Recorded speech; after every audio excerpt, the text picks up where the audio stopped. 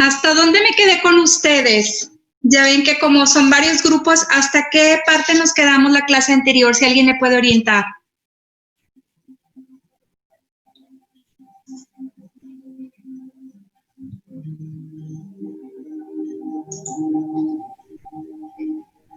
Nos quedamos cuando en el periodo de contracción isovolumétrico, ya es cuando ocurre el cambio de presión desde el ventrículo, pero el volumen se mantiene.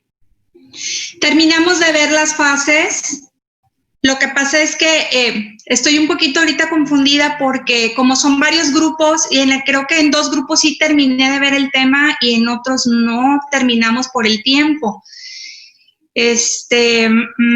Para saber las fases meso, moto y esas. Vimos las fases y luego vimos, quedamos creo pendiente con lo del esquema de Wiggers, pero no recuerdo si terminamos de ver la presentación donde venían las fases, ¿cómo se dice? Fase por fase, ¿qué era lo que ocurría? Terminamos de ver lo de proto, meso y tele, en ambos sístole y diástole.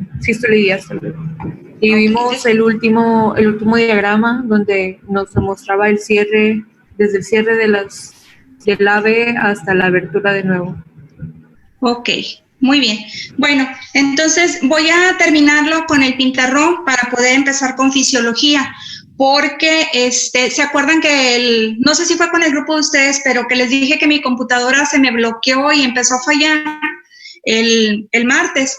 No sé, ahorita estoy buscando la presentación que mostré ese día y no me aparece, no sé, supongo que la autoguardó en algún lugar, pero creo que cometí el error de que tengo 2 presentaciones con el mismo nombre, entonces no sé si es que la guardó con el nombre, pero con la presentación anterior y no la que les puse a ustedes. No sé. Entonces, voy a hacerlo con el pintarrón. Una disculpa como quiera porque ya la verdad es de que no me siento hoy muy bien de salud. Desde las 3 de la mañana estoy despierta, no pude dormir. Entonces, honestamente ya no pude ni ponerme a revisar. Déjenme ver por aquí, creo que tengo un esquema de Wiggers. Denme un segundo para ponerlo. Doctora, dice un compañero que si lo puede aceptar. Sí, dame un segundo porque como no tengo la pantalla abierta completa. Oye, ya, ¿dónde están? Acá están. Son 2 los que estaban en espera. José Cabriales y Roger. Ya está. Ok, denme un segundo para abrir este esquema.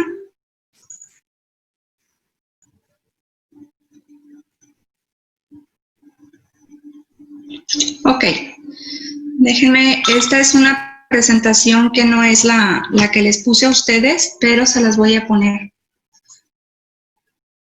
Ok.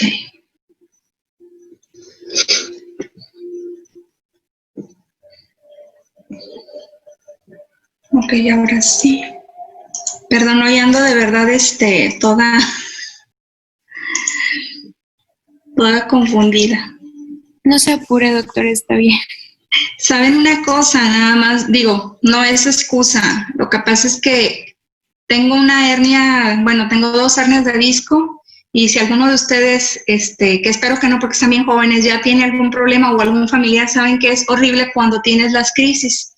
Entonces, estaba muy bien, supongo que hice algún movimiento que irritó y pues quizás esa fue la causa de que esto esté sucediendo.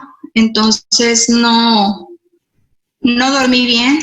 Obviamente, les digo, desde las 3 de la mañana definitivamente yo dije, no puedo dormir.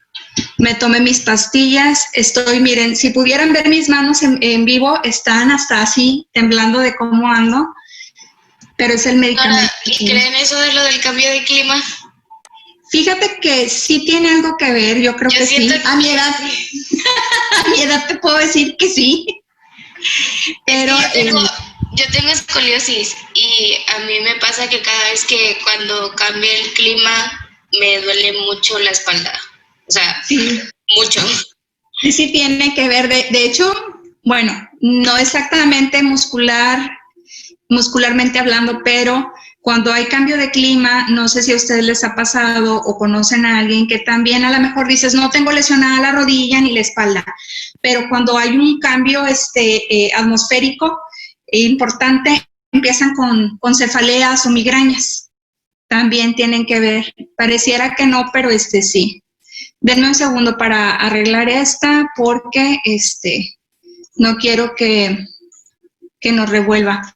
Y de verdad les digo, pasé tan mal la noche que de verdad, hijo, eso, dije, me siento tan mal que no me di el tiempo y era mi responsabilidad, yo lo sé, pero no me di el tiempo de ponerme a revisar que estuviera. Y ahorita que quise entrar, dije, válgame Dios, ¿dónde está la bendita presentación? Bueno, vamos a trabajar con este esquema de Wiggers, que es prácticamente lo que necesitamos. Vamos a empezar a ver fisiología. Fisiología es un tema que trae mucha información, pero que está muy interesante porque pues realmente es lo que necesitamos, saber cómo funciona, cómo está integrado y cómo es que nos va a dar las manifestaciones. Déjenme admitir a alguien más que va llegando.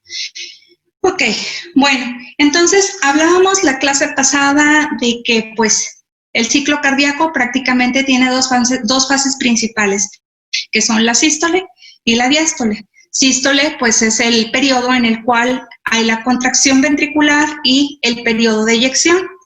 Y la diástole es aquel periodo en el cual hay la relajación y viene el llenado ventricular. Y prácticamente esos dos ciclos platicábamos que pues tienen que estar coordinados, ¿verdad? Tienen que ir opuestos, en fases opuestas para que pueda ir fluyendo. ¿Qué es lo que íbamos a ver aquí en el esquema de Wiggers? Lo mismo que ya se vio en la clase pasada. Platicábamos que para que entendiéramos este esquema íbamos a correlacionarlo con la función ventricular. ¿Por qué con la ventricular? Porque pues prácticamente es el que nos va a dar más problemas o beneficios. Es el que si se llega a afectar, pues obviamente nos va a terminar dando problemas por afectación ya sea del gasto cardíaco, por alguna lesión o algo que haga que esto no funcione de forma normal. Entonces, vamos a ver lo siguiente. Platicábamos en las fases que lo primero que iba a estar ocurriendo era que una vez que ocurría el periodo en el cual se empezaba a llenar nuestro ventrículo, iba a llegar un momento en el que la presión se iba a elevar y al haber esa elevación de la presión, lo que eran los velos de la válvula iban a cerrar y a generar la coaptación para generar el cierre hermético. Y esto iba a ocurrir cuando la presión del ventrículo superara la de la aurícula. Entonces lo vamos a ver reflejado aquí en este esquema. Aquí nos representa donde ya superó la presión que hay en la aurícula.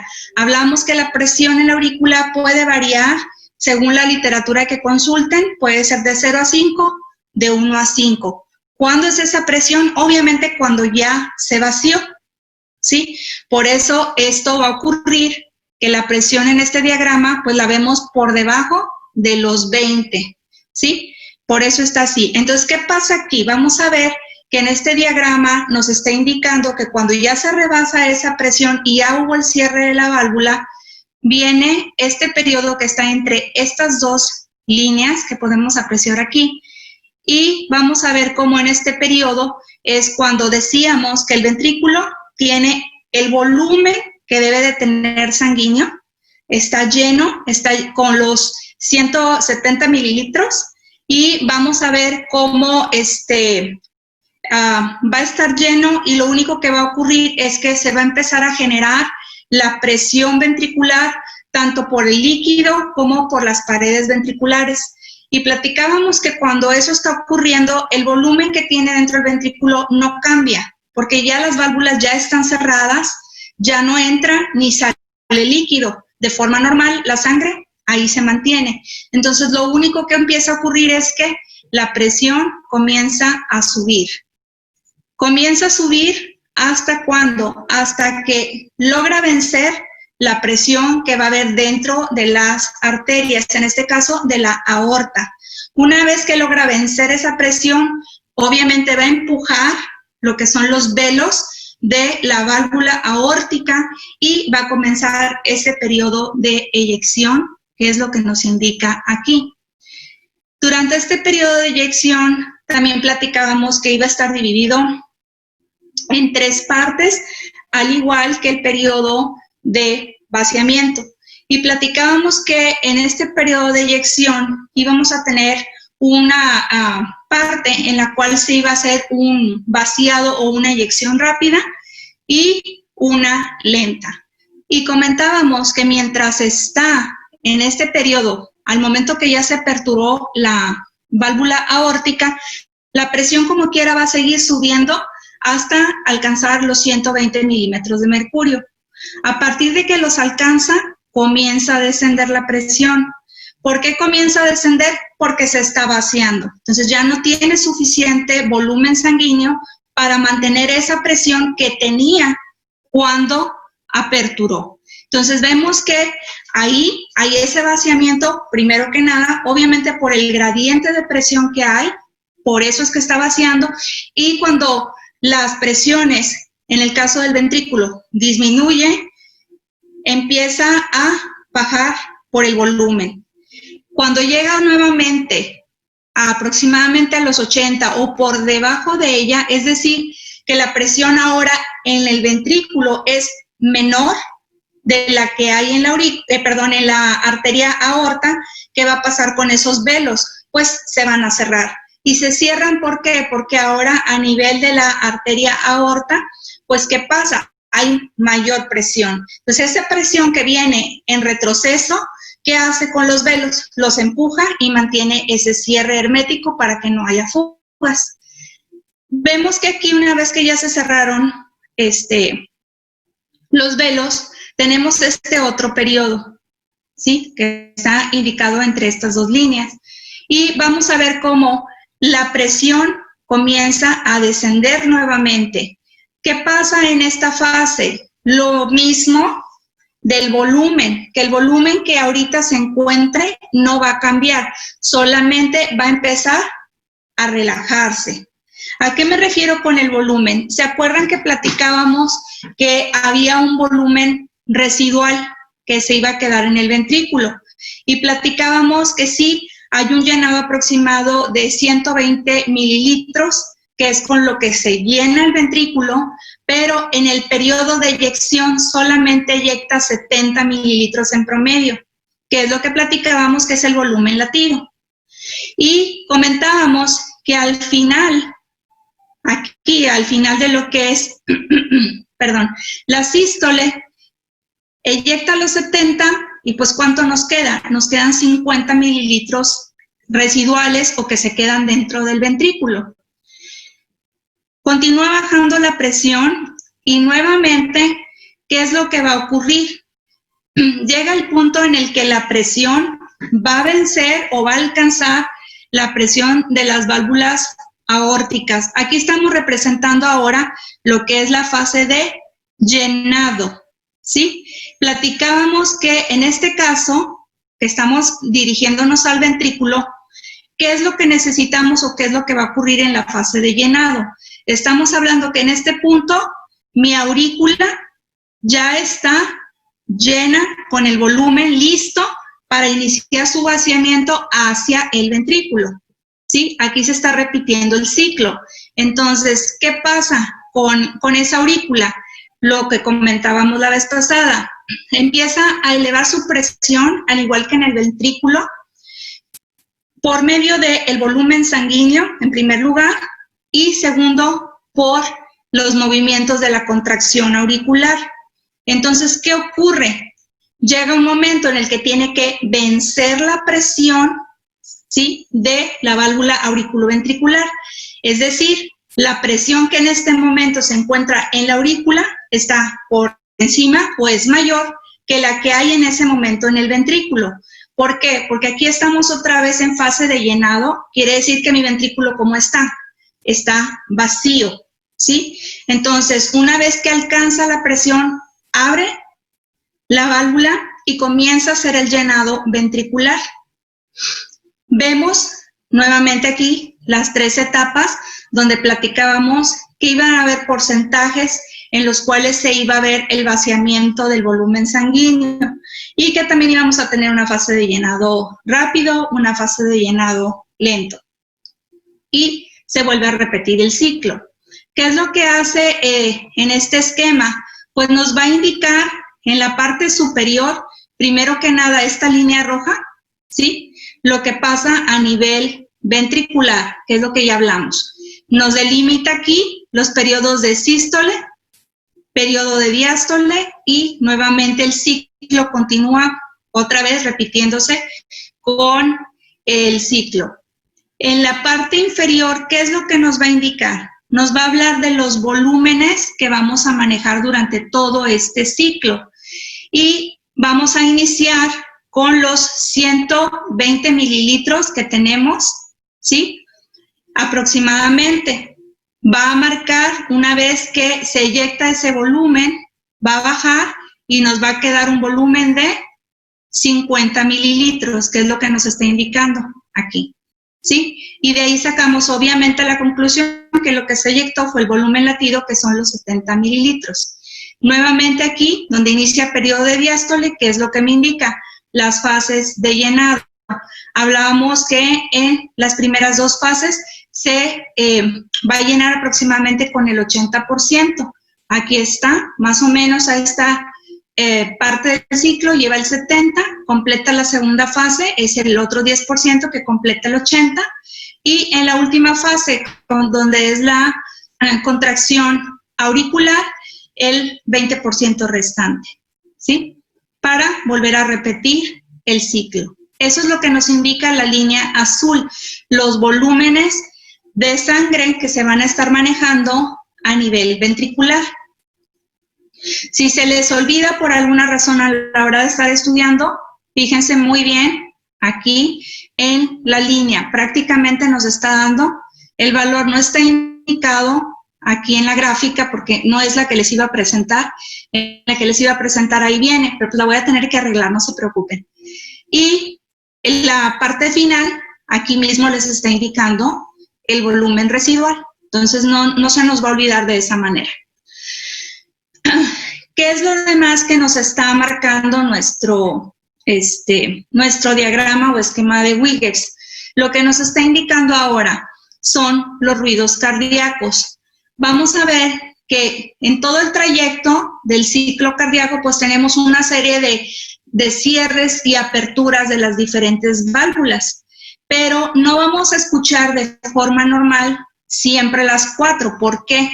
Porque algunas se van a enmascarar por el ruido que genera la otra, la intensidad, o porque simplemente donde están los flujos enmascaran esos ruidos como para que los podamos escuchar. Entonces, de forma patológica es donde sí podemos llegar a auscultar algún otro ruido. Los principales y los que son normales y que debemos de saber son lo que se conoce como primer y segundo ruido. ¿Cuándo vamos a tener el primer ruido? Aquí está indicado. Vamos a ver cómo en esta línea de abajo, donde nos indica lo que son los ruidos cardíacos. Vamos a ver donde hay el primer cierre de la válvula aurículo-ventricular, nos va a emitir nuestro primer ruido cardíaco. Continúa nuestro ciclo y vamos a ver que a esta altura va a ocurrir lo que es la apertura de el cierre de la válvula aórtica y obviamente la pulmonar, porque recuerden que como está coordinado todo este ciclo, al mismo tiempo, así como aurículo-ventricular, que son mitral tricúspide, van a cerrar y abrir al mismo tiempo. En el caso de este esquema que me marca aórtica, también pulmonar se cierra al mismo tiempo, ¿ok? Van coordinadas. Y entonces, aquí es cuando nos va a manifestar el segundo ruido. Dentro de este mismo esquema, nos llega a indicar lo que es un tercer ruido. Tercer ruido se puede llegar a considerar ya patológico, depende del autor que ustedes lean. Hay autores que les van a decir que es normal. Lo normal y lo que debemos de escuchar son primer y segundo ruido, ¿ok? Cualquier agregado que haya puede hacer que no necesariamente mi paciente tenga un cuadro con disnea o presencia de síncope, simplemente esté presentándome un tercer ruido que esté dado. ¿Por qué? Porque cuando hablamos, por ejemplo, de las patologías congénitas, si recordamos un poquito lo que es la formación embriológica de lo que son los tabiques interventriculares e interauriculares, recordamos que hay ocasiones en que esos tabiques no se cierran como deben cerrar. Hay ocasiones que llega a haber algún cortocircuito o alguna comunicación que me pudiera llegar a generar ese ruido, sin embargo, no me esté dando alguna, ¿cómo se dice?, alguna manifestación realmente hemodinámica. ¿Por qué? Porque el problema a lo mejor es mínimo. Entonces mi paciente pues realmente está súper bien, no tiene ningún problema porque no le causa problema, más sin embargo está presentando el ruido. Entonces por eso, según el autor que ustedes lean y según la patología que lean, les va a decir de repente que es normal o que no es normal. Es el criterio del médico. Vamos a ver aquí, en esta porción, nos está hablando sobre lo que se va a presentar a nivel electrocardiográfico. ¿Qué es lo que vamos a ver? Déjenme, me salgo para enseñar. Ok, vamos a ver lo siguiente. Ahí está. Vamos a ver que cada una de las ondas, y esto lo vamos a ver más adelante también, pero se los voy a indicar aquí porque está en el esquema de Wiggers. Vamos a ver que cada onda pues va a representar algo que está ocurriendo a nivel del ciclo cardíaco. Entonces, tenemos de forma normal mi electrocardiograma que tiene una onda P.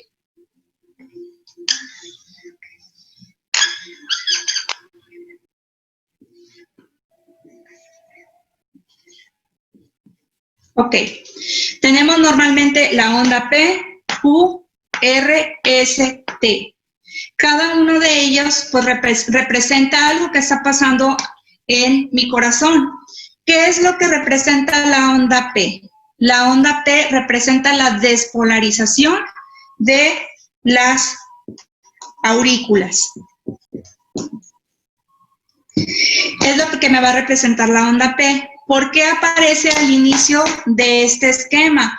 Pues obviamente aparece porque para que pueda haber una contracción del ventrículo, primero tiene que haber un llenado, una activación de la aurícula que llene el ventrículo para que pueda haber esa eyección. Si no la hay, no pasa, ¿ok? Después tenemos el complejo QRS. ¿Qué representa este complejo? Con este complejo me va a representar la actividad a nivel ventricular.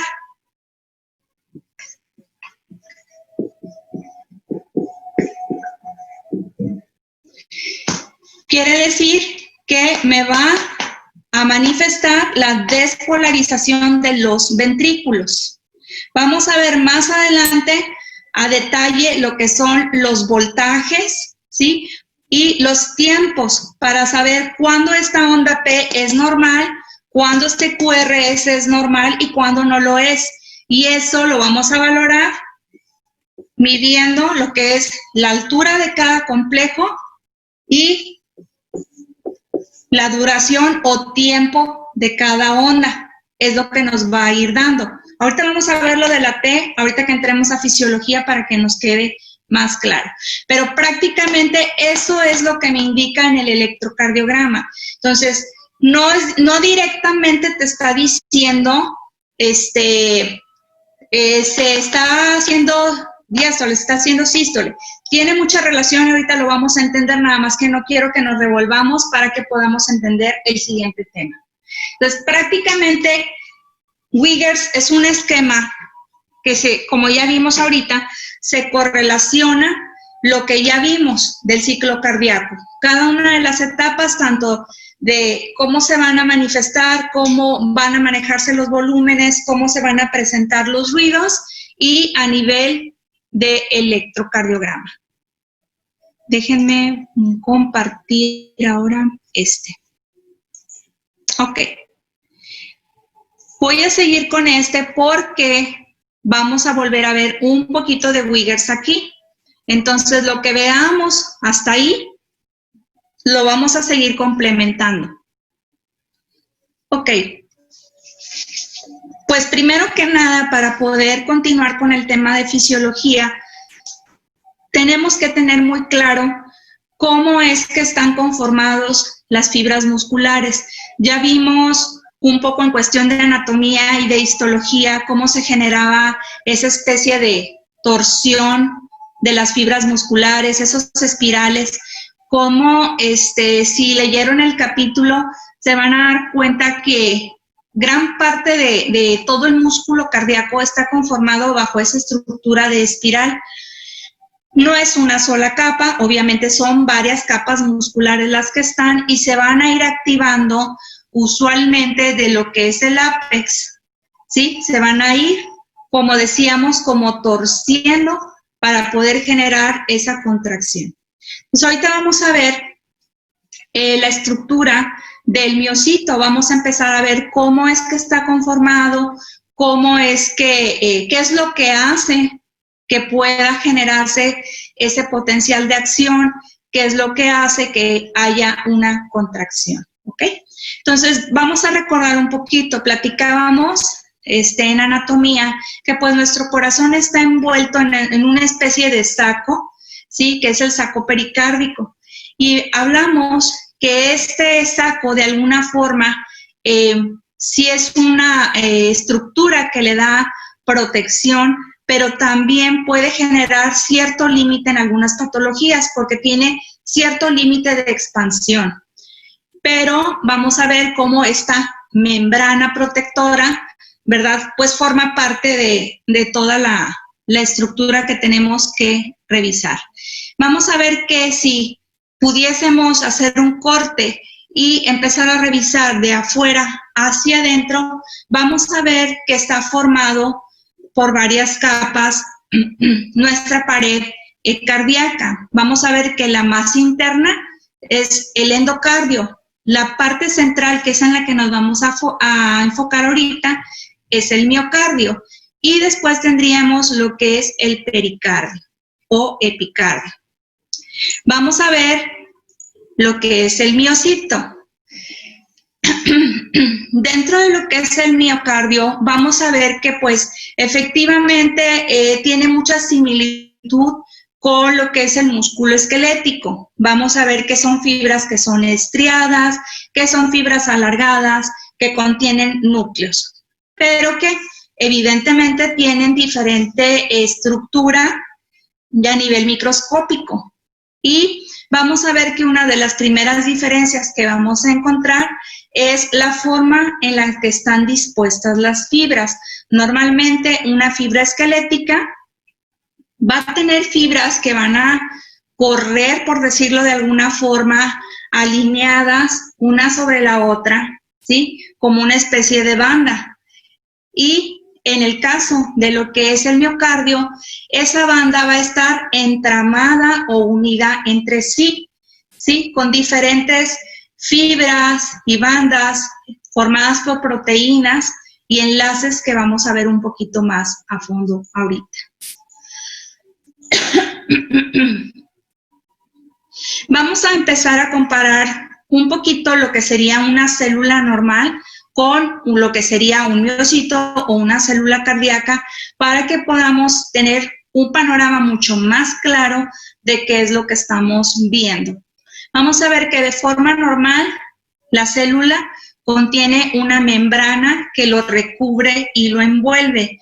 Esa membrana normalmente lo que hace es generar una especie de barrera para ya sea bloquear que algo que está en el exterior entre o que lo que está adentro salga y que va a elegir si entra o sale de forma selectiva dependiendo de qué estemos hablando. A nivel cardíaco, ahorita lo vamos a ver que también funciona muy semejante. Toda célula pues tiene un núcleo, ¿verdad? Que contiene ADN. Y vamos a ver cómo contiene diferentes organelas. Vamos a ver que de ellas, algunas de las más importantes son, por ejemplo, lo que es el retículo endoplásmico, que vamos a ver que nos va a servir para lo que es la síntesis de proteínas. Y otro de los más importantes es la presencia de las mitocondrias, que nos van a ayudar para lo que es la producción de la energía. Entonces, de forma normal, vamos a ver que tenemos estructuras que son muy semejantes de una célula regular a lo que es una célula cardíaca. Vamos ahora, en ese contexto de que ya vimos más o menos las estructuras que debe contener, veríamos lo siguiente. Vamos a ver que en el caso de la célula cardíaca o lo que es el miocito, va a tener una morfología escalonada. Es decir, platicábamos ahorita que los enlaces que iban a tener, pues no iban a ser bandas completamente lineales, sino que iba a haber cruces entre ellas. Entonces, una de las primeras cosas que va a ocurrir es que precisamente nos va a dar esta especie de forma escalonada celular. Ahora, vamos a ver que evidentemente lo que es el miocardio tiene que tener una estructura bastante fuerte para tolerar el trabajo, ¿sí?, de realizar las contracciones durante toda nuestra vida, igual que veíamos la estructura fibrosa de lo que son los anillos y las válvulas. De la misma forma que requieren tener una estructura firme, en este caso vamos a ver cómo está conformada también por uniones. Y esas uniones, una de las más importantes, va a estar dada por una especie de túbulos, ¿sí?, que son los túbulos T. ¿Qué son los túbulos T? Van a ser parte de la membrana. La membrana que tiene mi célula cardíaca lo va a envolver a la célula, pero a su vez va a tener invaginaciones que obviamente van a estar penetrando hacia la célula, y esas invaginaciones o canales o túbulos T me van a servir de dos maneras. Una es para reforzar los puentes de unión que va a haber entre una y otra célula. Y otra de las funciones, que es una de las más importantes, es que va a ser un puente de comunicación del medio intracelular al extracelular. Es decir, va a ser un canal a través del cual vamos a hacer un intercambio, ya sea de electrolitos, proteínas o lo que requiera en ese momento. Otra de los puntos que hace fuerte esta estructura celular, pues son las uniones proteicas que en esta imagen están representadas como con estas que parecen como tipo estrellitas o ramificaciones, si las alcanzan a ver aquí como con espículas. Esto lo que representa son los desmosomas. ¿Y qué es un desmosoma? Pues es una unión hecha de proteínas, ¿sí?, que están intercaladas y que están a su vez como infiltradas dentro de la pared celular para poder crear esta estructura y generar esa unión. Denme un segundo. Ok.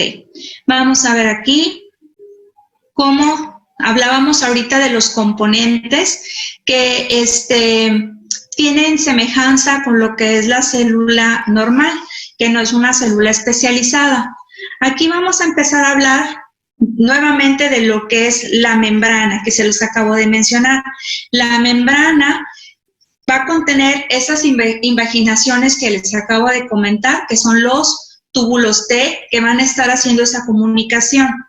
Pero a su vez, esta membrana va a estar formada por dos capas de fosfolípidos.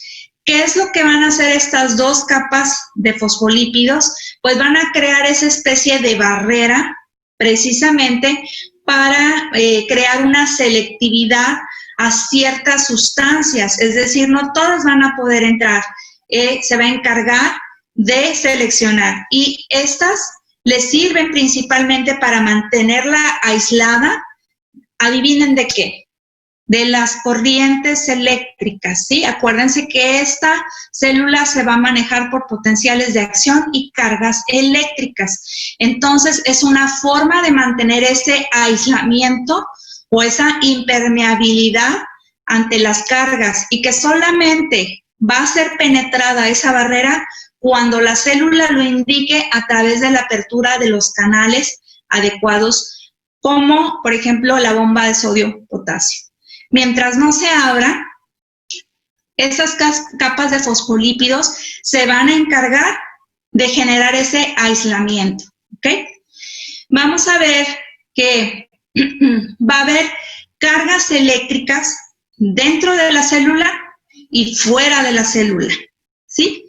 Esas cargas eléctricas van a variar dependiendo de qué, de cuántos iones se encuentren dentro y cuántos iones estén afuera y qué carga, ya sea positiva o negativa, tienen esos iones. Ahorita nos vamos a meter a hablar un poquito más de eso, ¿ok? Entonces, eso es en cuanto a lo que es la membrana. Ahora, platicábamos que tanto la célula normal como la célula cardíaca tienen mitocondrias, ¿sí? Las mitocondrias nos sirven para generar energía, para esas moléculas o producción de ATP que va a estar a través de la glucosa que usualmente ingerimos en nuestra dieta. ¿Cuál va a ser una de las diferencias que vamos a tener entre una célula, digamos, normal y un miocito? Me quedo ahí porque me dice menos de un minuto y se va a cortar. Déjenme cierro, nos reconectamos para terminar. Mismo enlace, ya saben.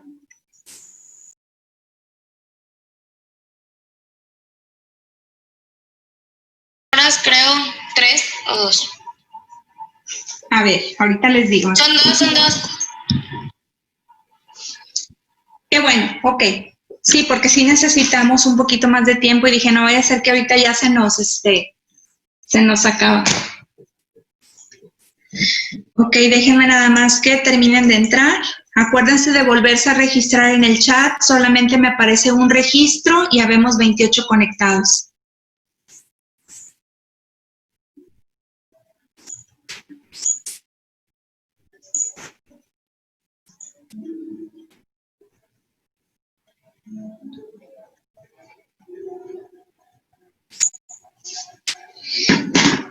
Ya parezco viejita con mis achaques. Bueno, ya estoy aquí toda así, toda torcida.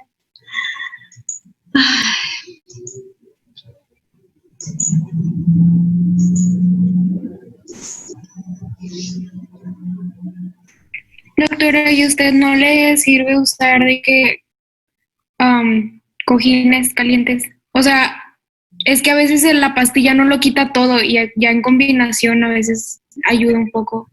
Sí, lo que hago, me aprovecho mientras se terminan de conectar. Lo que hago, sí, me pongo la cobija eléctrica, tengo la cobija eléctrica, la conecto, me meto si puedo, tengo tina con hidromasaje, la pongo también caliente y me meto luego a la regadera y así sí lo hago. Pero ¿saben qué pasa? Bueno, mi marido dice que a lo mejor ya es chiflazón. No es, pero no lo es, porque curiosamente me sentí súper bien, no tuve ningún problema de la columna mientras estuve dando clases. Nada más dejé de dar clases y como al segundo día me empezó a molestar mi pierna y ya saben, el nervio ciático, todo eso traía la molestia. Llegué al grado de tener, ahora sí, una crisis de que no se me mejoraba el dolor y tenía fácil como unos 9 años que no me pasaba, como 9 años que no me pasaba. Me pasa y a raíz de esa vez, que va a ser ya un mes o un mes y, sí, como un mes y medio, pues mejoró, empeoré, mejoré y así. Pero ya ahora que empecé clases con ustedes, empecé como si no trajera molestia. Y ayer cuando terminé de dar clase de derma, empecé a sentir como que me molestaba la rodilla y luego dije qué raro porque no tengo problemas de rodilla. Quién sabe, empecé a sentir molestia en la parte posterior, en el hueco popliteo Y dije, creo que voy a empezar. Y sí, en la tarde ya, otra vez. Y pues medicamento, terapia, ya sabes, caliente y todo. Pero no se me quitó, no podía dormir por el dolor, la verdad. Y ahorita que desde las 3 de la mañana lo que hice, tengo la pelota, por ejemplo, un ratito sentada en la pelota, estirando, otro rato con las piernas levantadas. De hecho, ahorita ando en pants porque dije, no puedo ponerme ni un pantalón regular. Estoy viendo que Daniela Cedillo no se puede conectar, no sé si le quieren mandar un mensaje. Ya le di acceso, pero se queda como ciclado. Casi siempre tarda un poquito. Igual ahorita le mando un mensaje, pero... Ok, porque sí ya le di acceso, pero creo es la única que me faltaba que no se conectó. Y pues bueno, aquí estoy de búho, no he dormido, de hecho. Dormí nada más como 3 horas y media. Doctora, ¿qué se toma para el dolor? En este caso, como tenía aquí Doloneurobion, probé con Doloneurobion. Y normalmente con eso y con lo que es el Robax Gold, relajante muscular, y a veces nada más con un paracetamol se calma. Pero ahorita se calmó en la zona lumbar, pero lo que es la zona del hueco popliteo y lo que es la cara anterior de la rodilla, eso no. Pero siento que ha sido también por compensar. Quizás eso fue, que yo caminé por compensar y por eso es que traigo eso. Sí pasa. Entonces vamos a ver bueno, vamos a continuar. Entonces, platicábamos ahorita de que requerimos las mitocondrias para la producción de energía. Necesitamos esta producción de ATP para que pueda funcionar. ¿Por qué? Porque estamos hablando que como es una célula cardíaca, pues obviamente requiere mucha energía para llevar a cabo lo que es la contracción.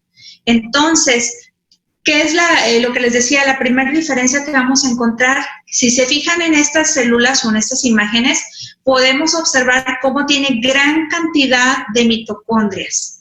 Va a estar llena de mitocondrias, ¿por qué? Por lo mismo, porque está preparada y hecha para este alto consumo de energía, que también ahorita vamos a ver en qué momento se utiliza. Después, pues nos vamos a dar cuenta que principalmente en lo que es el retículo sarcoplásmico va a jugar un papel muy importante. Se va a encontrar distribuido alrededor de la célula, como podemos ver esta especie de entramado, cómo va a cubrir, y va a tener una característica muy especial. Una de ellas es que va a ser uno de los almacenes principales de lo que es el calcio. ¿Por qué es tan importante? Porque ahorita que veamos potencial de acción, nos vamos a dar cuenta cómo el calcio es parte fundamental para que se pueda llevar a cabo la contracción. Si no hay calcio, no podemos generar la contracción, ¿ok? Entonces es bien importante. Y lo más padre de todo, pues es que hay un almacén, hay digamos una reserva para que pueda estar funcionando de forma continua, es decir, es como una especie de protección que tiene nuestro organismo, nuestro corazón en este caso, para poder seguir funcionando. Vamos a ver que en este caso el retículo sarcoplásmico va a tener una comunicación o un contacto con lo que son los túbulos T, que hablábamos que son aquellas invaginaciones de la membrana que nos iban a ayudar a conectar tanto el espacio intracelular como el extracelular. Entonces, es importante saberlo, ¿por qué? Porque al estar tan en contacto o tan cercanos, facilita que haya, cuando sea necesario, esa liberación o esa entrada o salida, ya sea de calcio o algún transporte de algún otro metabolito o de algún electrolito que sea necesario. Entonces, por eso es que es tan importante y vemos cómo también tiene ese componente. Ahora, vamos a ver en cuanto a lo que es en sí la miofibrilla o la unidad funcional. Si vemos en esta imagen, que obviamente es una imagen por microscopía electrónica y donde podemos observar un poquito más claro cómo están esas bandas unidas, esas células y esas fibras, nos vamos a dar cuenta que para empezar tenemos la presencia de diferentes bandas. ¿Y cómo sabemos que son diferentes bandas? Por el color. Podemos ver, por ejemplo, si observamos en esta imagen, cómo esta zona se alcanza a ver un poquito más oscura y esta se alcanza a ver un poquito más clara. ¿Por qué es esto? Porque vamos a tener diferentes filamentos que nos van a dar, de acuerdo a la cantidad o digamos aglomeración o aglutinación que va a haber, nos van a dar ese tono. Vamos a ver que tenemos fibras de actina y fibras de miosina. Las fibras de actina son aquellas que nos van a dar usualmente una tonalidad un poquito más clara. ¿Por qué? Porque son filamentos que son más finos, estructuralmente hablando, digamos más delgados. Y esta zona donde estamos viendo que hay una tonalidad un poquito más oscura es porque hay filamentos gruesos de miosina, pero no están solos, están combinados. Esta zona se ve más oscura, una, por el grosor de las fibras y segundo, porque están entrelazados. Ahorita lo vamos a ver cómo es que están entrelazados. Vamos a ver en esta imagen nuevamente lo que les acabo de comentar. Aquí podemos ver cómo de forma central tenemos una tonalidad un poquito más oscura y aquí una tonalidad un poquito más clara. Vamos a ver que donde están combinadas esas fibras se les va a llamar como bandas.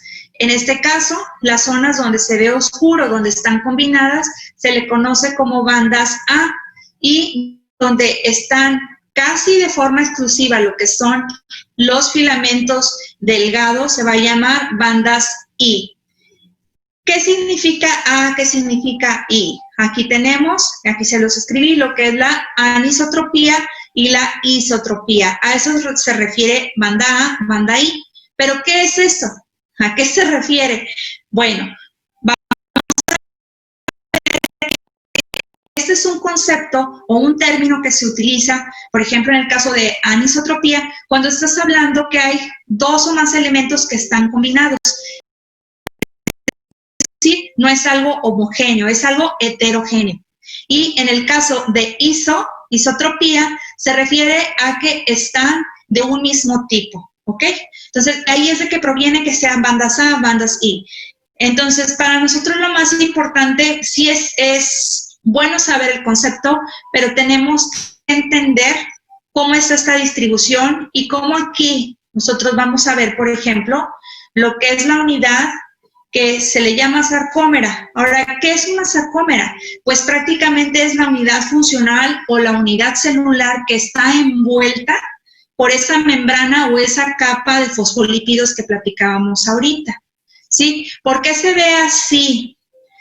Porque platicábamos que aparte de las organelas, las fibras, vamos a tener presencia también de núcleos en cada una de estas células. Puede ser que haya un solo núcleo o puede haber dos o más núcleos en esa célula, ¿sí? Todos estos detalles que estamos viendo, pues son importantes. ¿Por qué? Porque nos van a ayudar a entender cómo viaja ese potencial de acción. Vamos a ver que entre cada sarcómera hay una división y esa división va a estar hecha por unas bandas intercalares o discos que se les conoce como Z, ¿ok? Ahora, vamos a ver aquí nuevamente lo que les acabo de comentar. Estábamos platicando que hay zonas donde se ve un tejido más denso y por eso se ve más oscuro, porque está mezclado. Si nosotros vemos este esquema, veríamos cómo en la zona central estas líneas azules representan esos filamentos gruesos de miosina. Y vemos cómo a los lados estas bandas en tono rojizo representan las bandas de actina. Ahora, si vemos en conjunto, nos vamos a dar cuenta que están entrecruzados. Y eso es importante porque para que se lleve a cabo la contracción se tiene que hacer ese deslizamiento entre esas bandas. Entonces, vamos a ver que ahorita les voy a poner un pequeño video que les puse dentro de la presentación, que nos va a mostrar cómo se lleva a cabo ese desplazamiento. Déjenme ver si aquí viene. Este es.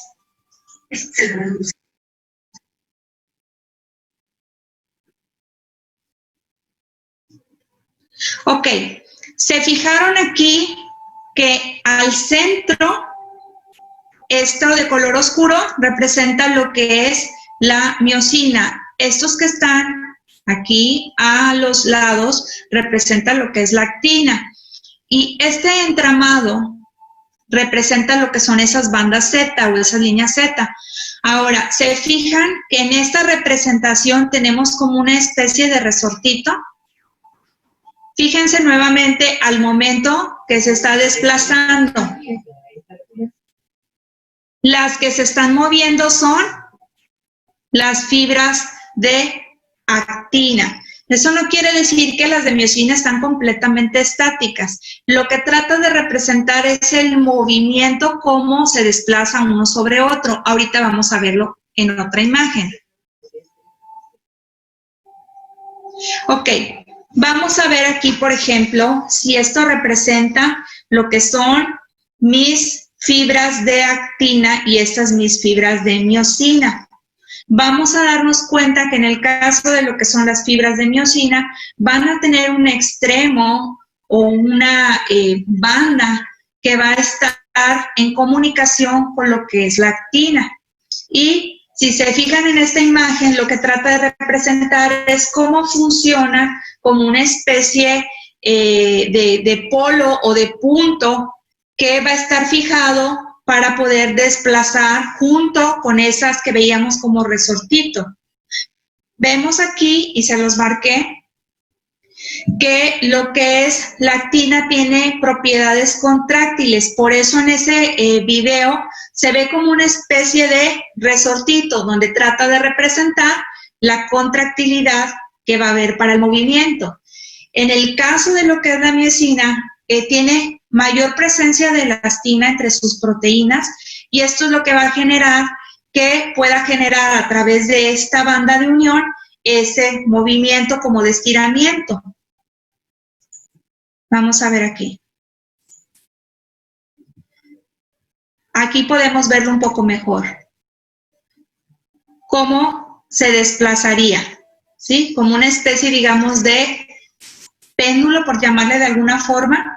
Eso es lo que va a hacer ese puente de unión. Ahora, estamos viendo que están unidas a través de eso y que de forma, digamos, natural, las propiedades de cada una de estas bandas o de proteínas hacen que ocurra ese movimiento constante. ¿Por qué? Porque tienen alta afinidad para poder estar en contacto y generar ese movimiento. ¿Qué ocurre?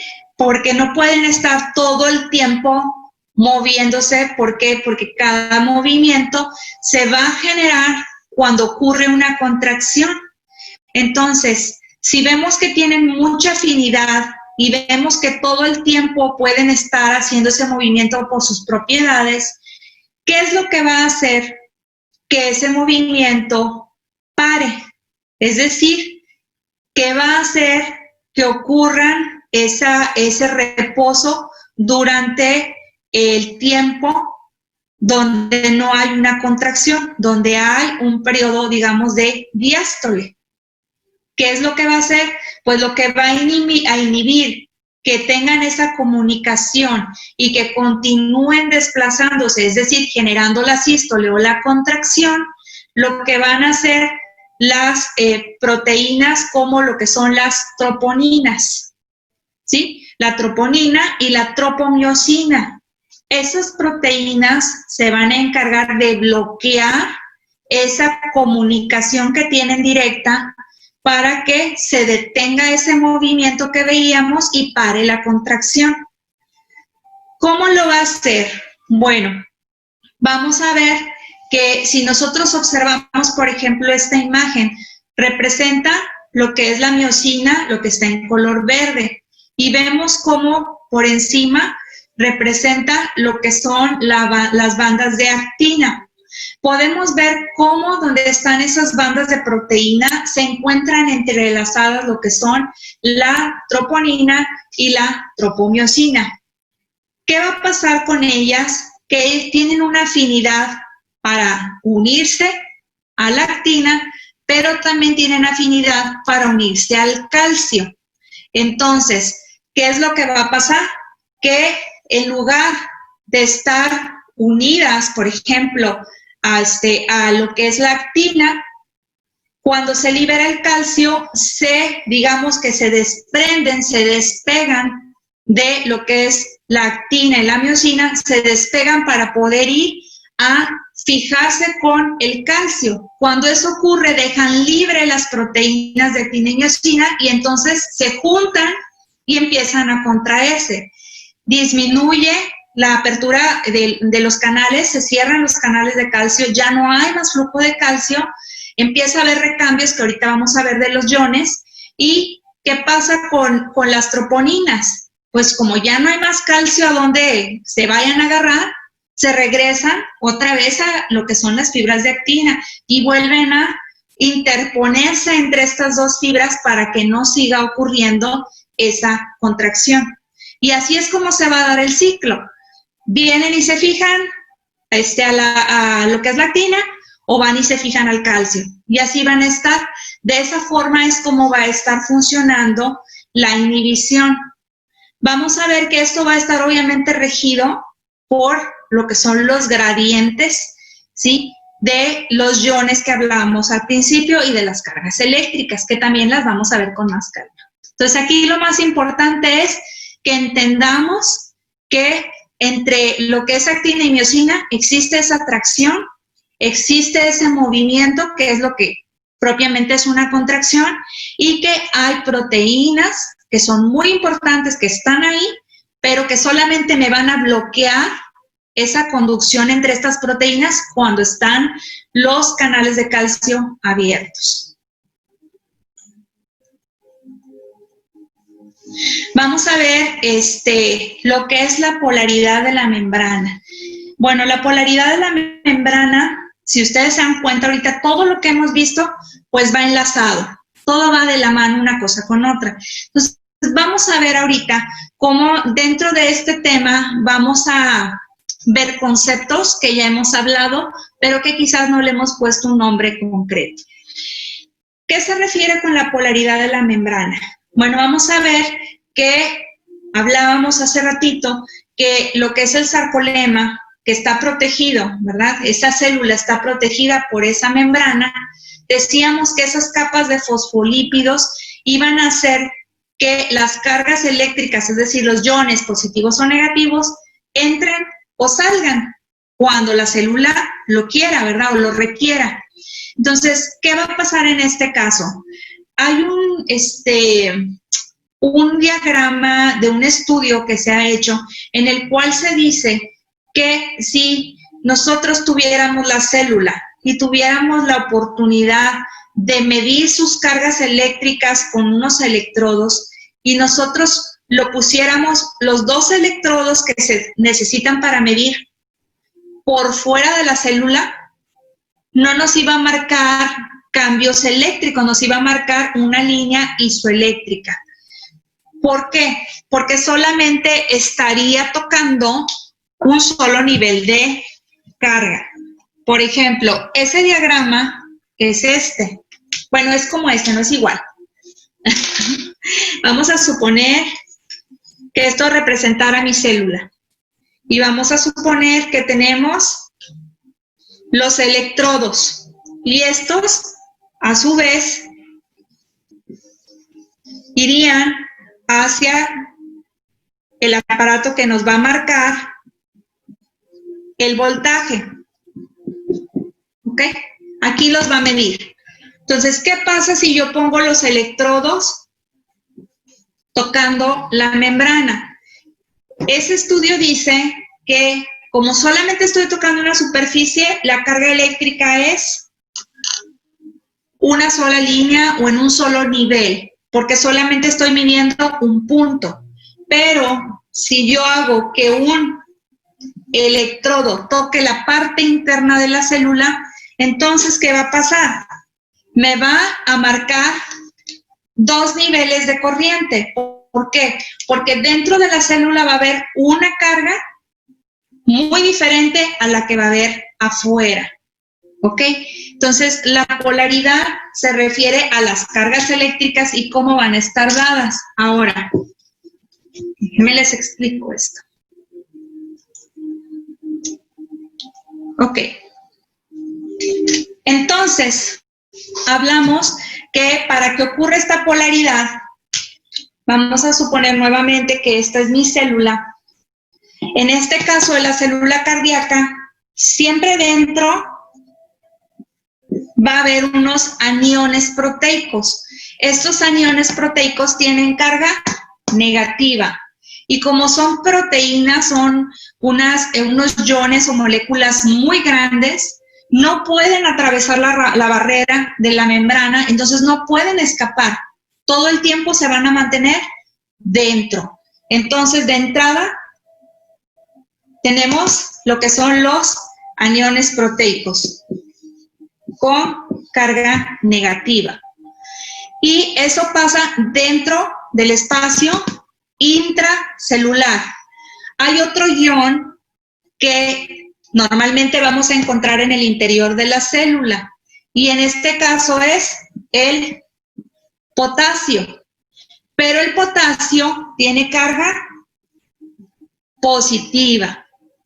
Como el potasio es un ion positivo y es una molécula, digamos, más pequeña que lo que son los aniones proteicos, el potasio puede salir o entrar a la célula sin problema. De hecho, usualmente es el que vamos a ver que entra y sale todo el tiempo.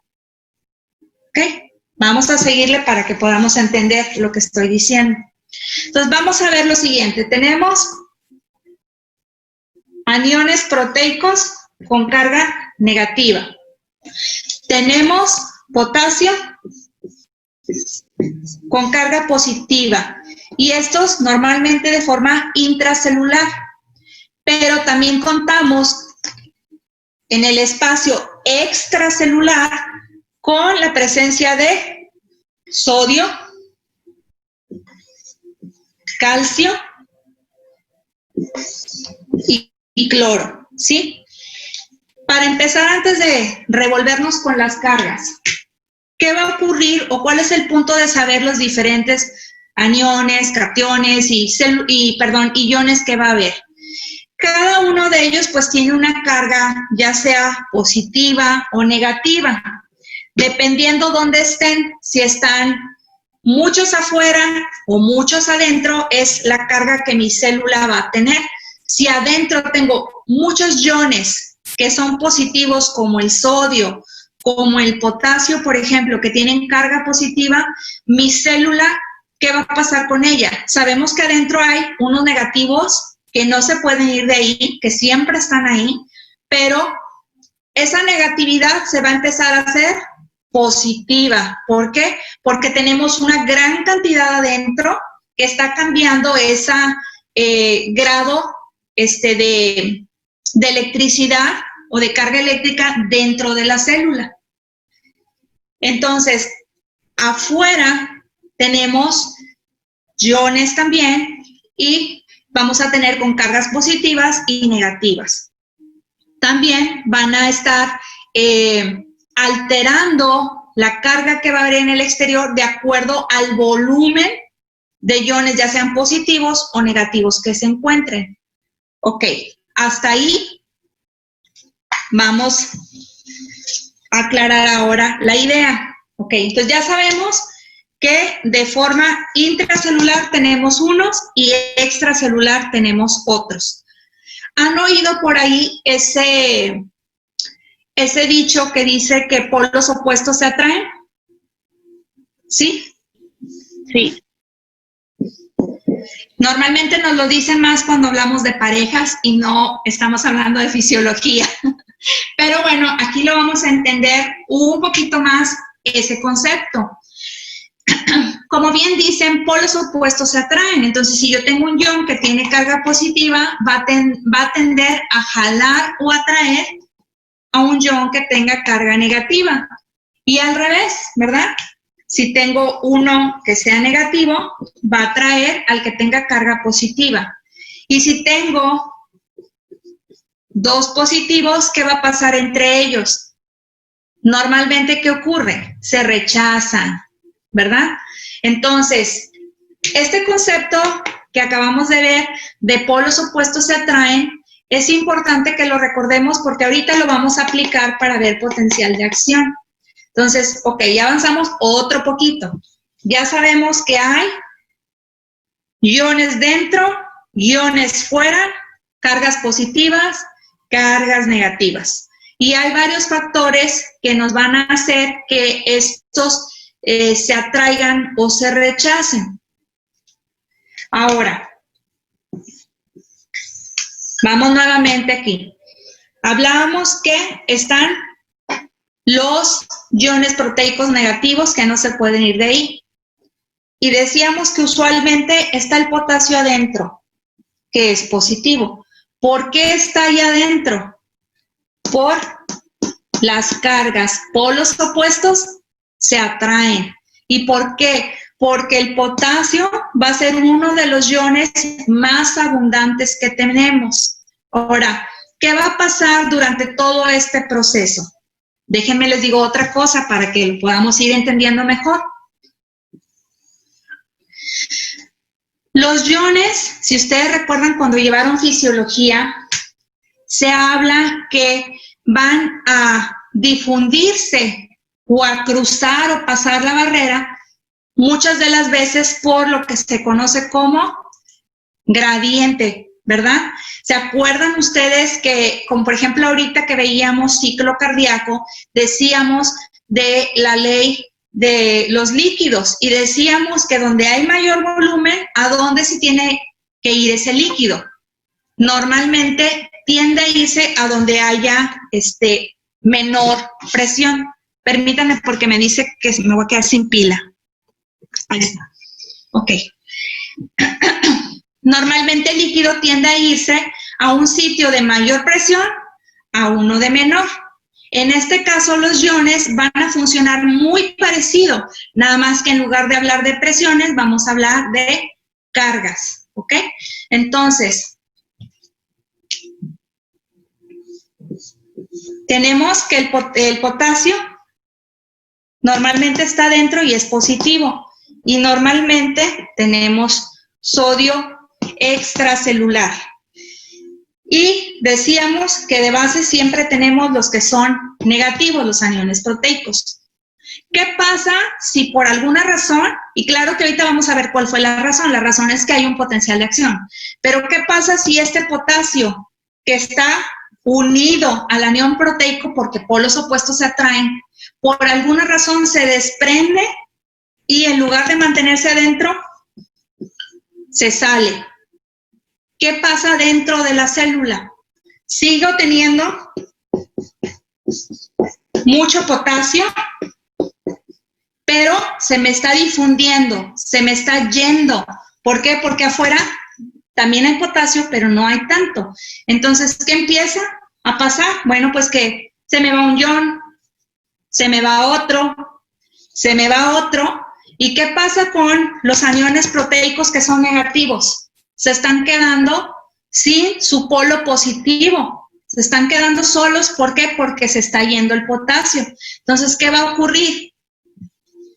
Que como el potasio se está yendo, los aniones proteicos dicen, pues yo necesito mi polo opuesto. Tú te fuiste, véngase para acá.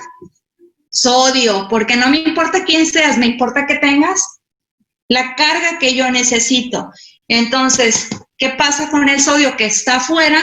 Va a comenzar a difundirse de forma intracelular y ahí va a ocurrir el primer cambio.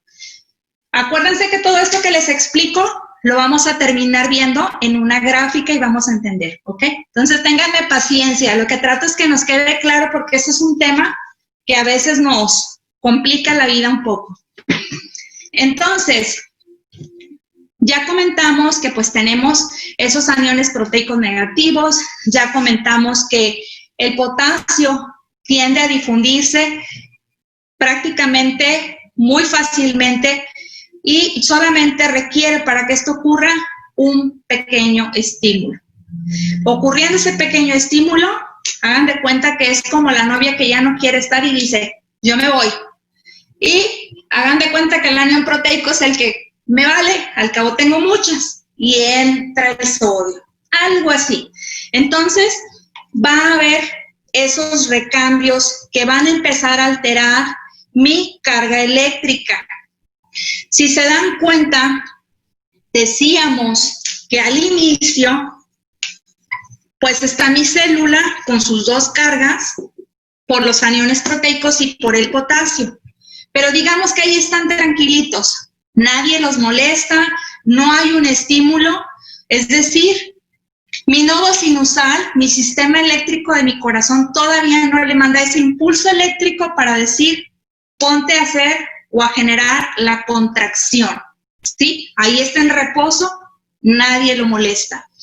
El que tenga iones negativos y iones positivos va a hacer que tenga una carga y esa carga se puede medir. ¿Cuánto es la carga que va a tener? Va a ser de menos 90 milivoltios, ¿sí? Esos menos 90 es una carga negativa que tiene y que está, digamos, equilibrada. Ahí va a estar. Mientras está así, mi célula está en reposo, ¿ok? Es decir, está en una fase en la que no está haciendo, bueno, no es que no esté haciendo nada, pero para efectos de entender la gráfica, digamos que no está haciendo nada. Entonces, si yo lo pudiera plasmar como el esquema de Wiggers en líneas, yo diría que es una línea plana, porque no está haciendo nada. ¿Qué tiene que pasar? Tiene que llegar un estímulo, y ese estímulo eléctrico es el que va a dar el nodo sinusal. Va a enviar su carga eléctrica para poder activar, y entonces, ¿qué va a pasar? Una vez que empieza a llegar el estímulo, el voltaje que tiene va a empezar a cambiar. ¿Por qué? Porque decíamos que el potasio nomás está esperando que le abran la puerta para salir corriendo. Entonces, ¿qué va a pasar con este voltaje? Vamos a poner la gráfica así. Para acá, la carga es negativa y para acá, la carga es positiva. Digamos que este sería un 0. Entonces, digamos que tiene menos 90 y empieza a subir menos 80, menos 70, menos 60 y así se va subiendo hasta llegar a un punto donde la carga es positiva. Una vez que alcanza la positividad, empieza a haber otro cambio. Empieza a ver mi medio intracelular.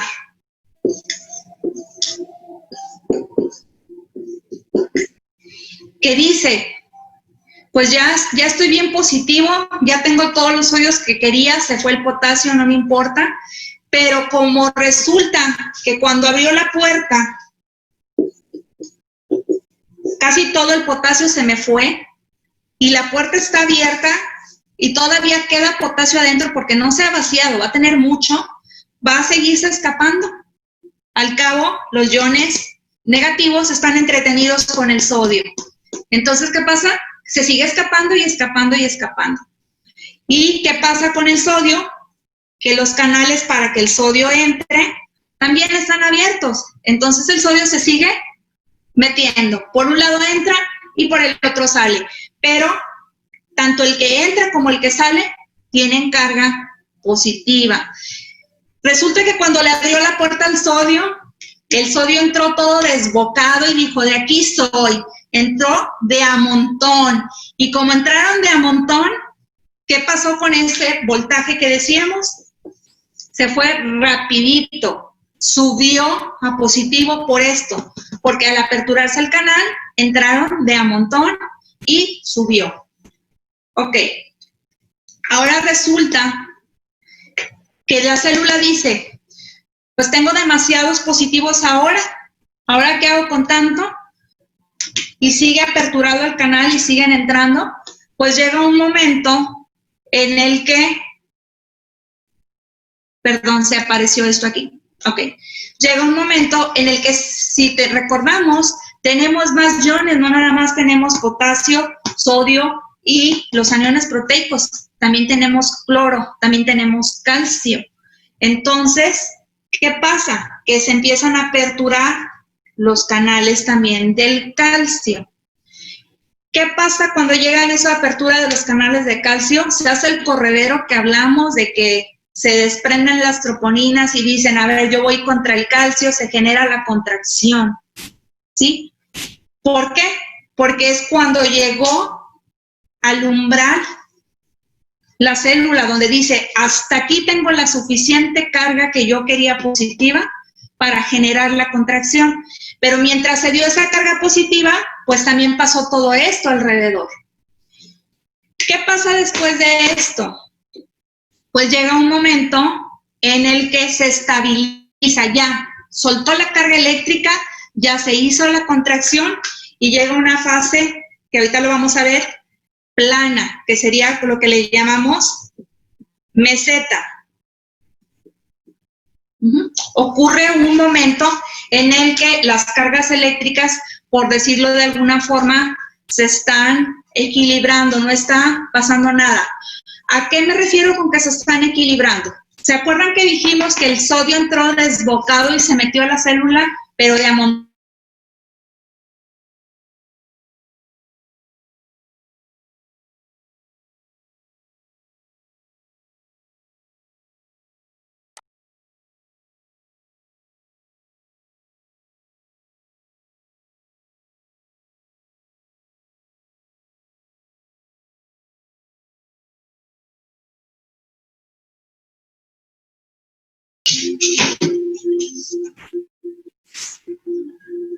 Vamos a esperar que se terminen de reconectar.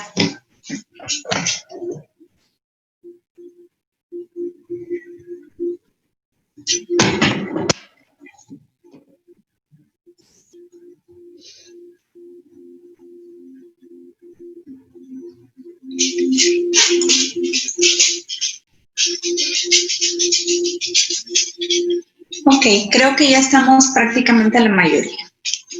Bueno, entonces hablábamos que entró el sodio tan de golpe que tenemos mucha carga positiva, tanto adentro como afuera.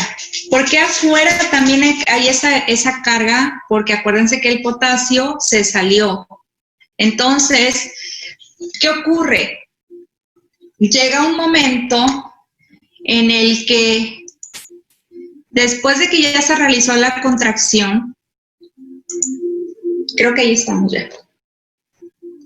Llega un momento en el que ya se realizó la contracción, que lo que va a pasar es que se empiezan a cerrar los canales para el sodio, porque dice, bueno, pues ya tengo mucho sodio, hay que cerrar el canal, hay que cerrar el canal del calcio porque necesito estabilizarme, esto ya fue mucho, necesito calmar. Entonces va a iniciar la célula el proceso de descender sus cargas para tratar de alcanzar nuevamente el grado de electronegatividad que tenía en un inicio, que son los menos 90 milivoltios, ¿sí? Eso es lo que la célula va a intentar hacer, va a intentar volver a llegar a ese valor, pero para volver a llegar a ese valor, se va a dar cuenta que aún al cerrar los canales que estaban aperturados y que empiece a bajar esa electronegatividad, va a empezar a hacerse de positivo negativo, porque en ese trayecto de la apertura y cierre, pues resulta que también había entrado el cloro, y el cloro tiene carga negativa. Entonces el cloro también aprovechó, también entró, y empezó a hacer negatividad. Cuando empieza a bajar, por la presencia del cloro, vamos a ver que llega un momento en el que la célula nuevamente, pues ya prácticamente alcanzó sus menos 90 milivoltios como al inicio, pero algo pasa ahí. Ahorita vamos a ver todo esto con más calma, ¿eh? Ahorita lo que quiero es que más o menos lo entendamos. Resulta, si se acuerdan, que con todos esos intercambios, aperturas, cierres, entradas, salidas, resulta que el que se quedó adentro fue el sodio. ¿Y quién se quedó afuera? El potasio, porque ya cerraron las puertas. Y ya tenemos nuevamente nuestros 90 milivoltios que tenía al inicio. Pero, pues esto no es normal, porque ¿quién debe estar con los aniones? El potasio es el que debe estar, porque es el que normalmente está de forma intracelular. Entonces, ¿qué tiene que hacer? Tiene que hacer un recambio para que este vuelva al interior y este salga al exterior, se mantenga el equilibrio eléctrico, de la carga eléctrica, pero que se mantenga un equilibrio en los electrolitos, que son estos, sodio y potasio. Tienen que volver a regresar como al inicio. Una vez que difunden por gradiente, porque nuevamente, como hay muy poquito potasio adentro, ¿qué va a hacer? Va a generar la atracción del potasio, y como el sodio, que acostumbra estar afuera, hay más sodio, pero hay poquito porque entró mucho a la célula, va a difundir hacia el exterior. Se va a hacer ese recambio, y una vez que se hace ese recambio de iones, vuelve la célula a estar como estaba al inicio, ¿sí? Vuelve a quedar la célula con su potasio y con sus aniones proteicos al interior. Entonces, prácticamente, ahorita les digo, no se desesperen, ahorita lo vemos con más calma, pero prácticamente todo ese proceso que vimos de cargas que van, que vienen, que entran, que salen, pues obviamente también tienen una regulación, no son nada más porque sí, sino que nuestro sistema nervioso y a través de nuestro sistema de conducción va a estar enviando las señales necesarias para que se lleve a cabo todo este proceso y se realice la sístole. De eso nos habla el potencial de acción, de cómo van a participar para que se genere esa contracción y para que en el tiempo, como les decía ahorita, en el que ya nuevamente tiende a tener una carga normal, como antes de que ocurra ese estímulo, y que tienen que regresar a su lugar tanto el potasio como el sodio, ese lapso o esa línea que decíamos al principio, es que aquí no está haciendo nada la célula, pues es el periodo de la diástole. Ahí en ese punto que se hace ese intercambio final de iones es cuando mis ventrículos se van a comenzar a llenar nuevamente para repetir ese ciclo que acabamos de ver en el esquema de Wiggers. ¿Ok? Entonces, hasta aquí, digo, no espero que quede todavía muy claro porque todavía no lo vemos a fondo, pero ¿vamos bien? ¿Se está entendiendo? Déjenme conectar la pantalla. Ok. Entonces, hablábamos precisamente de todo ese proceso al cual se refiere lo que es la polaridad de la membrana, es decir, la carga eléctrica que va a tener tanto de reposo como cómo se va a ir alterando hasta generar la contracción. Y vamos a ver que para que esto ocurra, pues tienen que haber varios factores. Vamos a ver, por ejemplo, que uno de los principales factores va a ser la permeabilidad de la membrana. Acuérdense que la membrana dice cuándo entras, cuándo sales. Entonces, si la membrana está íntegra, va a responder al estímulo conforme lo vaya requiriendo la carga electrostática. Va a depender de la concentración química de los electrolitos a través de la membrana. ¿A qué se refiere esto? a el gradiente de difusión, que era lo que hablábamos ahorita, que va a depender de dónde hay más, hacia allá va a tender a ir, o a dónde hay menos. Cómo va a ir surgiendo la difusión de los electrolitos. Y las cargas eléctricas es lo que mencionábamos hace un ratito, que tiene que ver con lo de que polos opuestos se atraen, ¿sí? De que vamos a tener que, vamos a darnos cuenta cómo en este caso usualmente el anión proteico es el que va a generar una especie de enlace electrostático muy fuerte con el potasio, y cuando se hace el recambio lo va a hacer principalmente con el sodio. Ahora, para que estos enlaces se den, tiene que haber producción de energía, y esa energía la vamos a obtener a través del proceso que van a hacer las mitocondrias que acabamos de ver. Para que estos recambios se lleven a cabo se requiere ATP. Si no hay ATP, no ocurre aunque haya el estímulo.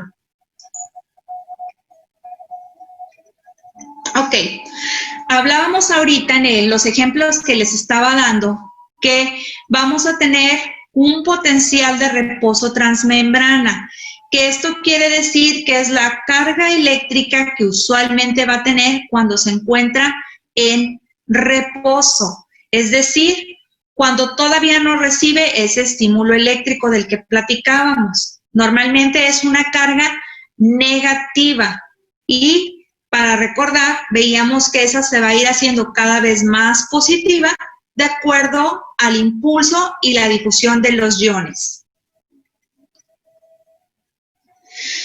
Ok, ahora, todavía antes de que lleguemos propiamente al esquema que estamos platicando, tenemos que hacer una pequeña revisión de nuestro sistema de conducción.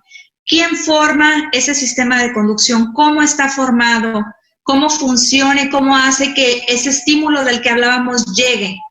Bueno, vamos a ver que tenemos el sistema de conducción distribuido a través de nuestras 4 cavidades en el corazón.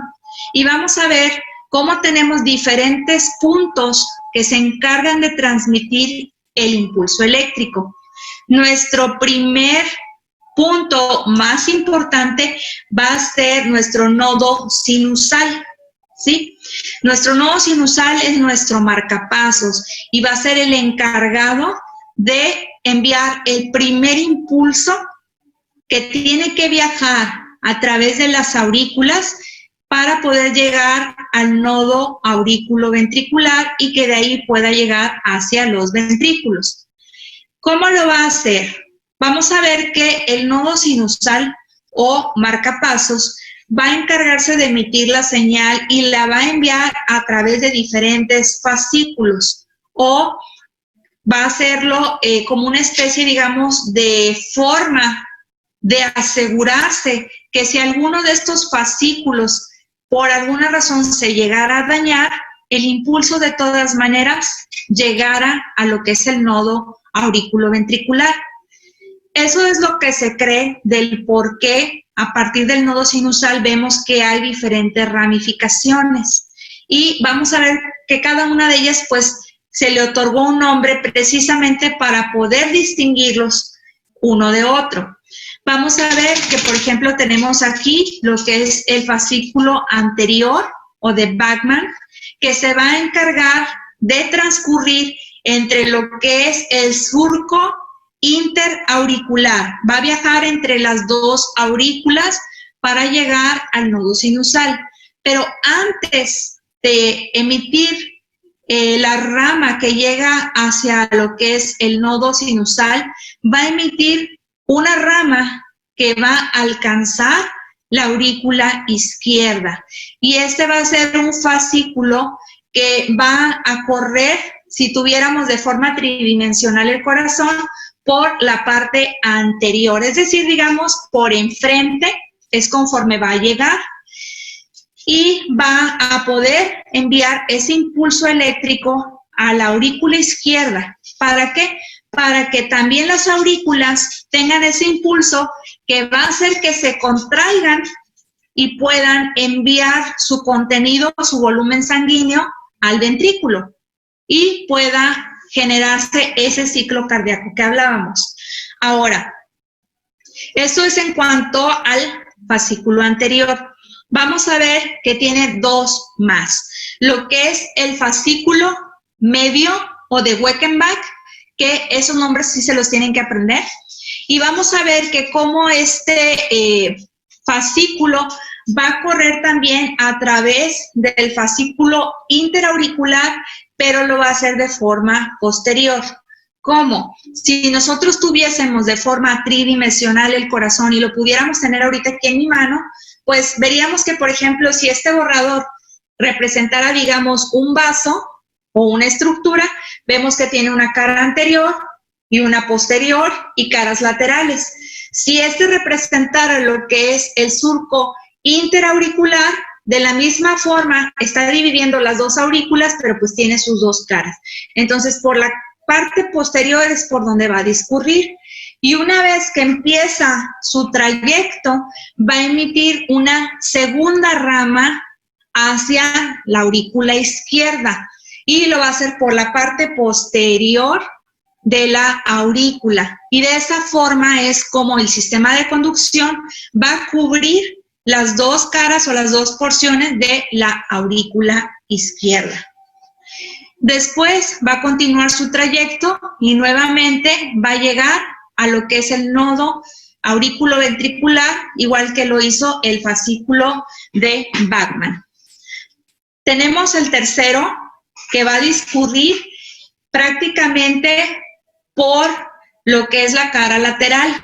Y vamos a ver que este fascículo va a ser muy importante también porque tanto si se fijan, que tienen estrecha relación con los vasos, en este caso, este también va a tener estrecha relación con los vasos. Se dice que son importantes los fascículos, una, porque si vemos la anatomía, vemos dónde están ubicados, nos van a hablar que cualquier cambio que llegue a ocurrir, por ejemplo, aquí en el tabique, que es por donde discurren, por ejemplo, una cardiopatía congénita, al momento que la quieran reparar, por ejemplo, una comunicación interauricular, puede llegar a dañar los fascículos. ¿Por qué? Porque dijimos que corren por el tabique, por delante y por detrás. Entonces, si vemos también lo que es el fascículo de Torel o el fascículo posterior, va a tener estrecha relación también con la apertura de lo que son las venas cavas y principalmente va a tener su salida a través de la zona donde está la crista terminalis. ¿Qué tiene de relevante aparte anatómicamente hablando? Vamos a ver que tanto el nodo sinusal como las primeras ramificaciones van a recorrer prácticamente cubiertas por una muy pequeña capa o por una capa muy delgada que es el epicardio. Entonces, vamos a ver lo siguiente. ¿Se acuerdan que decíamos al inicio que el corazón pues está envuelto dentro de ese saco? Y decíamos que aparte de protección, si la presión llega a aumentar, ese saco es como una limitante porque también va a generar presión.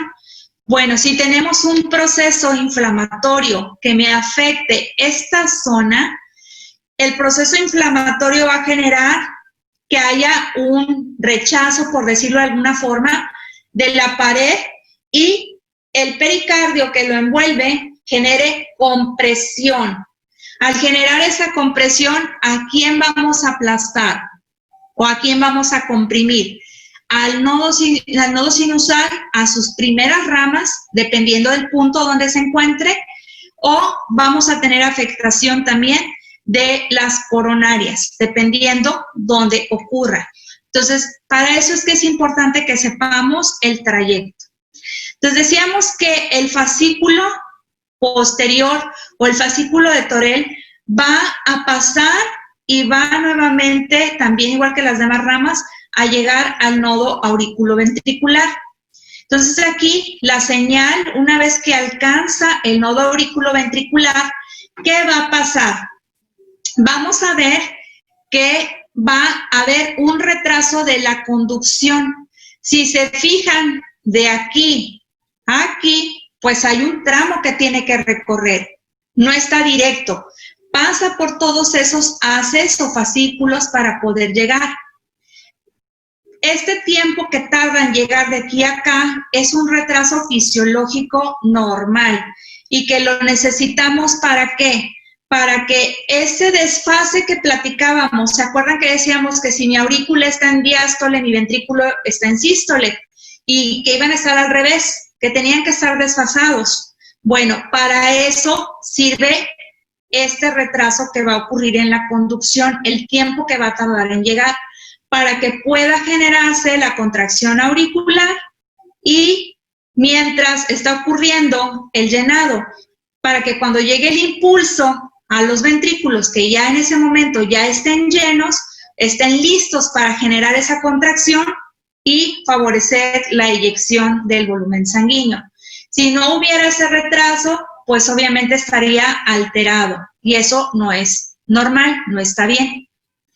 Una vez que llega a esta zona, va a continuar su trayecto y lo va a hacer a través del haz de His. Este va a transcurrir a través de lo que es el tabique, pero interventricular, ¿sí? Vamos a ver que entre los dos ventrículos, al principio es un solo fascículo y luego se va a dividir en una rama, una para cada ventrículo. Y una vez que emite cada una de sus ramas, entonces es que va a emitir otras ramificaciones que van a discurrir a través de lo que son las paredes, ¿sí? Para emitir lo que son las ramas de Purkinje. Ahora, ¿qué es lo importante también que tenemos que saber de esto? Tenemos que saber que todo este trayecto que acabamos de ver tiene capacidad de enviar el impulso, es decir, son fibras que tienen cierta autonomía y que tienen la capacidad de excitabilidad. Es decir, vamos a hacer este comparativo. Y lo tenemos que hacer porque lo vamos a seguir viendo ahorita en el potencial de acción.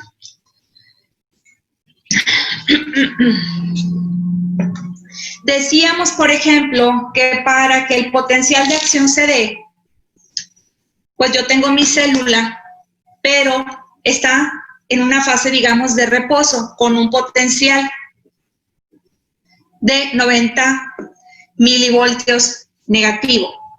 Si yo quiero que esto se positivice, ¿qué necesito?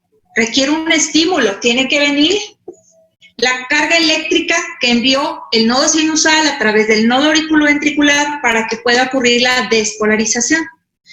Pero ¿qué ocurre con nuestro sistema de conducción? Mi sistema de conducción no necesita que alguien venga y le envíe una carga para que haga su trabajo, ¿sí? Tiene la capacidad de por sí mismo generar su automatismo y poder recargarse para volver a enviar un impulso.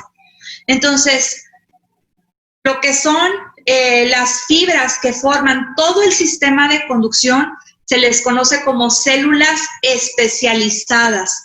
¿Por qué? Porque tienen esa capacidad de que por sí mismas se van a volver, digamos, a recargar para poder continuar con su ciclo. A diferencia del tejido cardíaco, que es el que platicábamos ahorita, que vamos a ver en potencial de acción, que sí requiere de un estímulo para poder generar su ciclo. Si no lo recibe o el estímulo que recibe no es lo suficientemente fuerte, no va a ocurrir. Entonces, ese es un tejido no especializado. Esa es la diferencia que vamos a encontrar entre lo que son nuestro sistema de conducción y nuestros miocitos o nuestro miocardio. Esa es la diferencia. Uno es tejido especializado y el otro no. Es importante también porque así como vamos a ver potencial de acción en el tejido no especializado, también lo vamos a ver en el sistema de conducción. Me quedan 10 minutos para la siguiente clase. acaba de llegar el aviso.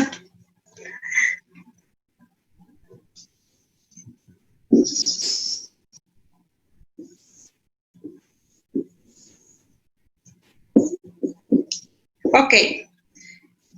¿Qué otra cosa tenemos que saber? Ahorita que veíamos el sistema de conducción, veíamos que pues tenemos nuestro nodo sinusal, que es nuestro marcapasos, y tenemos nuestro nódulo auriculoventricular. Decimos que él es el que va a liderar la frecuencia cardíaca y es el que me va a decir cada cuánto tiene que llegar el impulso para que haya la contracción. Pero ¿qué pasa si por alguna razón no funciona? Digamos que se me infartó la zona, se me dañó y no está conduciendo. ¿Qué va a ocurrir? Entonces, el nodo auriculoventricular tiene la capacidad de tomar el mando. Entonces, el nodo auriculoventricular, si ya no recibe la carga a través del nodo sinusal, toma el mando y él comienza a hacer en ese momento el marcapasos. Él es el que lo va a dirigir. Ahora, vamos a suponer que el nodo AB está dañado también y no puede emitir carga para que se lleve a cabo todo este proceso. ¿Qué va a pasar con esto? Pues tenemos las fibras de Purkinje y el haz de His. Y entonces, como son tejido especializado que tienen la capacidad de automatismo, hablábamos ahorita, va a tomar el mando y puede emitir las señales. Este va a ser un sistema de protección que tiene el corazón para poder seguir con su trabajo. Pero va a variar. ¿Por qué? Porque como este es el principal, lleva una frecuencia cardíaca que va aproximadamente de 70 a 100 latidos por minuto. Conforme va bajando el punto de donde el impulso eléctrico va a salir, esta frecuencia cardíaca también va a ir bajando. Entonces vamos a tener aproximadamente que nos va a dar una velocidad de 40 latidos por minuto y así. Entonces, ¿qué va a pasar? Que si este no lidera, vamos a tener pacientes con bradicardia, pacientes con algún bloqueo en el electrocardiograma. ¿Ok? También los vamos a ver más adelante. Pero bueno, eso es en cuanto al sistema de conducción. 8 minutos. Me mata el tiempo con ustedes porque hablo mucho para tratar de explicar. Perdón. Miren, entonces prácticamente eso es el funcionamiento que va a tener. Ya sabemos que tiene capacidad de automatismo, ya sabemos que si alguna fibra falla va a seguir el ciclo por ese mecanismo que tiene de protección. Entonces, vamos a, para efectos también de examen, tratar de recordar cada uno de los nombres propios que tienen los fascículos. Se tienen obviamente que aprender cuál es el trayecto, porque también eso nos va a dar mayor información cuando empecemos a ver arritmias. Aquí es donde ya vemos reflejado cada una de las etapas y todo eso que hemos platicado, pero ya en concreto. Ahora tenemos que ir viendo igual, fase por fase, potencial de acción. Ya más o menos les platiqué cómo funciona. Vamos a ver que tiene diferentes fases.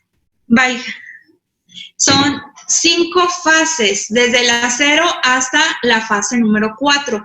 Y en cada una de ellas vamos a ver ese intercambio de iones y cargas eléctricas. Lo vamos a terminar de ver la próxima clase porque me quedan 6 minutos para iniciar la siguiente clase, pero prácticamente vamos a poder ahora correlacionar toda esa información de qué ocurre exactamente en cada una y vamos a ver cómo esos iones que ya les platiqué en la gráfica ahora, cómo es que ocurre esos intercambios. Creo que ya están entrando el otro grupo. ¿Carolina Hernández no es del grupo? No, ¿verdad? Se me hace que es del otro, entonces no le doy acceso todavía. En general, en fisiología, tenemos que aprender a reconocer todas esas funciones, como les decía, del sistema de conducción. Tenemos que recordar cuáles son los iones que entran y salen, y vamos a tener, ahora sí que quizás memorizar un poquito de qué carga tiene cada ion y en qué fase se realiza la contracción, perdón, muy terrible.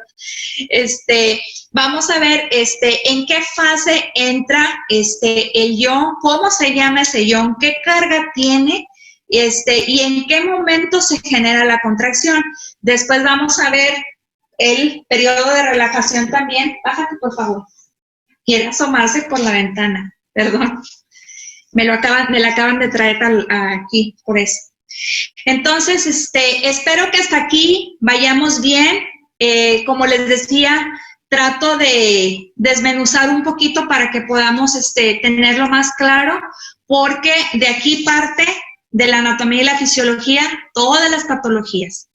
¿Qué nos falta de ver? Nos va a faltar ver algunos conceptos muy importantes, como lo que son las resistencias, las presiones, lo que es gasto cardíaco, los factores que las influyen, y terminando con eso, terminaríamos fisiología para iniciar ahora sí con la parte práctica, donde ya vamos a empezar a ver electro y donde vamos a empezar a ver historia clínica, y creo que nuestro primer tema sería cardiomegalia en la clase teórica. Entonces, si el tiempo me da, voy a tener listo el siguiente tema, así que esperen el enlace a través del grupo de WhatsApp para la siguiente clase teórica. Espero que haya quedado lo más claro posible. Cuídense bastante, tenemos un fin de semana que se nos atraviesa. Mañana no cumplo años yo ahora es nuestro aniversario, cumplimos 28 años de casado. A ver cómo me va el fin de semana, espero que no me distraigan tanto. Pero voy a comprometerme que el día sábado les hago llegar las presentaciones, porque mañana segurito mínimo tenemos que hacer una cena o algo. Entonces el sábado, mándenme un mensajito y recuérdenme de la presentación. No me molesta, al contrario, acuérdenme para hacérselas llegar. Los dejo entonces, nos vemos la siguiente clase, cuídense. Gracias, doctora. Nos vemos. Igualmente. Gracias.